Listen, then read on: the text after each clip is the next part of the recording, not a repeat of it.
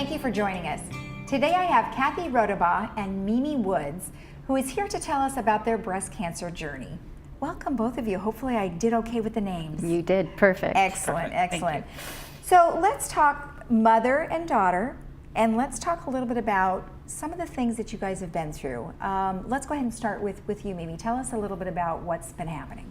Okay. In 2015, I was diagnosed with stage 2 breast cancer. It was triple negative. I started my treatment right away with chemotherapy. I did 6 rounds of chemo, and then I had a bilateral mastectomy. Okay. At that time, they put spacers in to kind of, start the reconstructive process.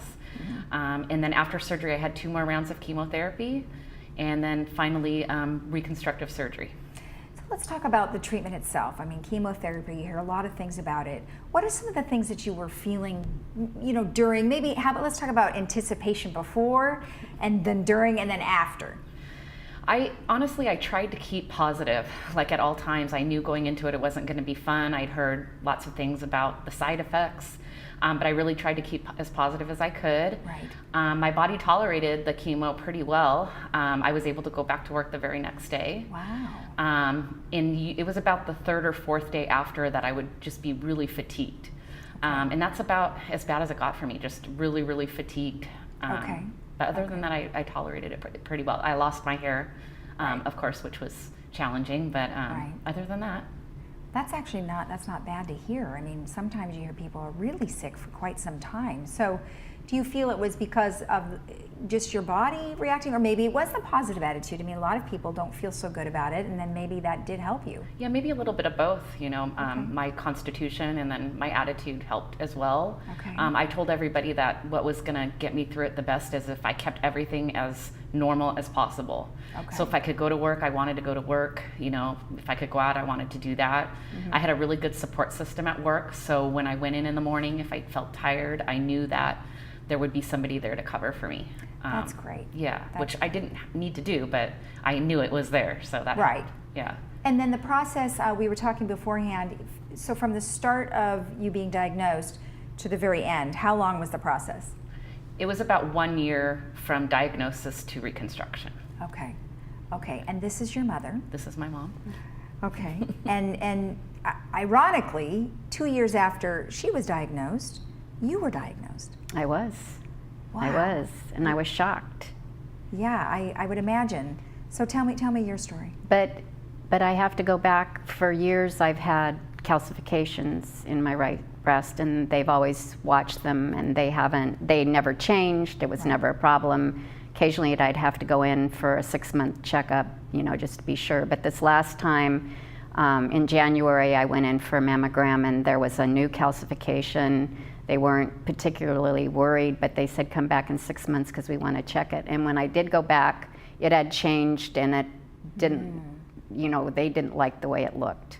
Okay. So they sent me for an MRI and a breast biopsy, and they took 2 specimens, and the diagnosis was DCIS, which is ductal carcinoma in situ. Okay.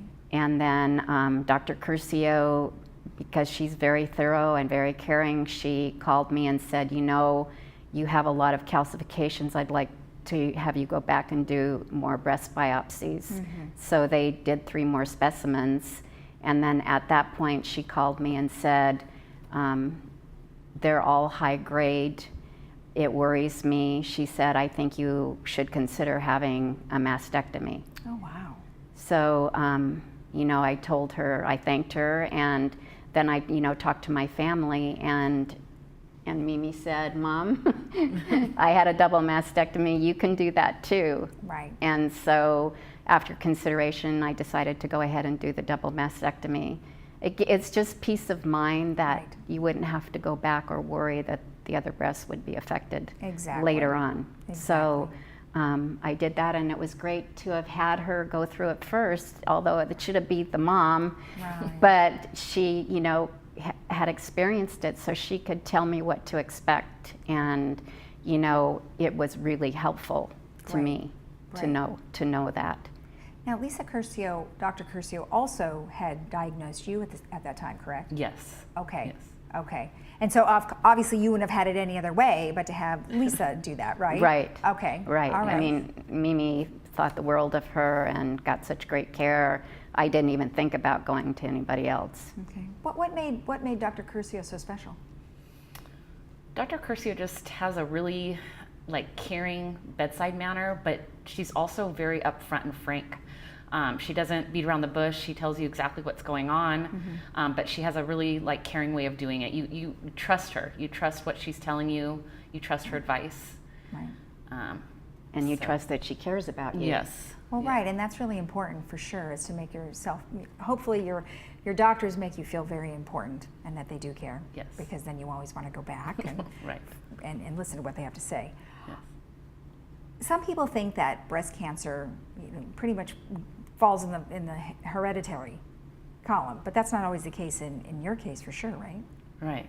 Yeah. So what happened, or your mother didn't have it and therefore nobody else did either, right? My aunt did. Okay. But she was diagnosed and she did pass away from it, but she kind of waited a long time before she had treatment. So that, for me, it was very important that that I get the treatment and follow the advice of the doctors. Right. But we had the genetic testing done, both of us, and it's not related. Right. Yeah, neither one of us had the gene. Yeah. So what kind of comfort can you give to other women who might be wondering, well, gosh, I'll go get the genetic testing and it won't show up, then what do they need to do to, keep on top of it? Get your mammograms annually. That's very important. Right. I actually found my lump myself before I went in. I had gone to a mammogram in October, and I found the lump, May?